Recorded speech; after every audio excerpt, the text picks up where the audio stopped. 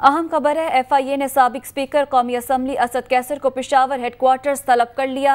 असद कैसर को मुरासला इरसाल 11 अगस्त दिन 2 बजे तलब किया गया है। साबिक स्पीकर असद कैसर को ममनुआ फंडिंग केस में तलब किया गया है, ज़राए की जानिब से ये कहना है। तो FIA ने साबिक स्पीकर कौमी असम्बली असद कैसर को पेशावर हेडक्वार्टर्स तलब कर लिया है। इसी बारे मज़ीद जान लेते हैं अपने नुमाइंदे आमिर से। जी आमिर, बताइएगा। हाँ जी बिल्कुल, देखें FIA ने साबिक स्पीकर कौमी असम्बली असद कैसर को तलब कर लिया है। फॉरेन फंडिंग केस के हवाले से उन्हें तलब किया गया और इस हवाले से उन्हें बाकायदा एक नोटिफिकेशन भी जारी कर दिया गया है। असद कैसर को 11 अगस्त दिन 2 बजे तलब किया गया है और उसके बाद वहाँ पर उनसे मजीद इंक्वायरी की जाएगी।